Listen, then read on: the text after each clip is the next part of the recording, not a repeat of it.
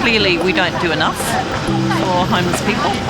I think we don't do enough of the right sort of things. It's not just about giving people blankets and food and stuff. It's about helping them actually get a foot up and transitioning back into life.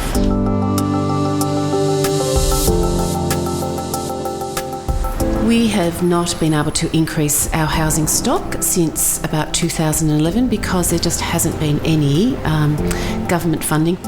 The demand is so high and the supply just cannot meet it.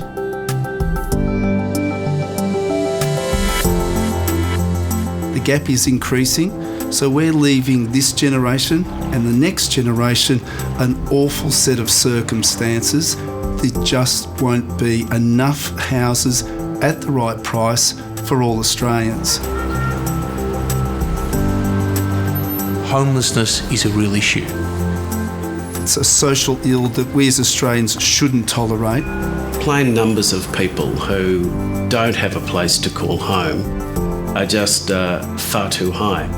This is what we're trying to overcome, and we'll only overcome it by all Australians embracing the issue, and that's what Homes for Homes sets out to do.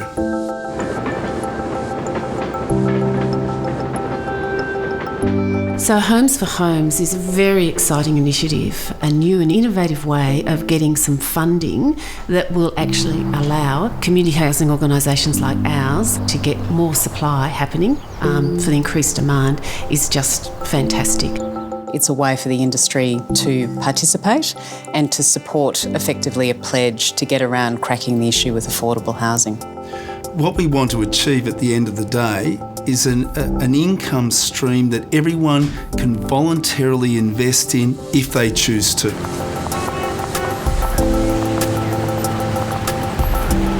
Essentially, homeowners commit when they sell a home, when they receive, in our case, a lot of money for selling a home, just this tiny proportion, 0.1% of the sale proceeds, to be given to the Homes for Homes Fund.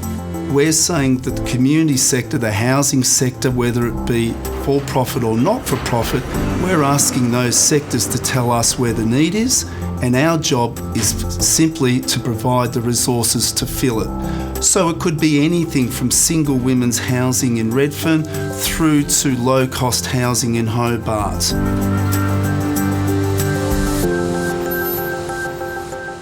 It is important that any monies raised along the way can be appropriately parked and invested and then used when the need arises. You know, it's not as if we're trying to totally reinvent the wheel. There are places around the world that have taken homelessness seriously, communities in the US, for example, and they've fixed it. From here on and into the future, all our residential projects are intrinsically linked to the Homes for Homes concept. So that means every apartment that we sell will have the permissive caveat on it. The beauty with the caveat is that it's simple, it's very straightforward, it doesn't require any new legislation, it works in any state, and it's effectively an opt-out process. For me, it's a really sustainable way of trusted people coming together to truly help homelessness. That at no cost and no risk, you can start to end homelessness. All I can say is to get on board. The more of us that get on board, the more we'll make this a normal part of our community life, so that when we buy and sell homes at that critical time, we think of those less fortunate than ourselves who don't actually have a roof over our head, and we will make this contribution through the Homes for Homes mechanism. It's a challenge, it's different, it can be done.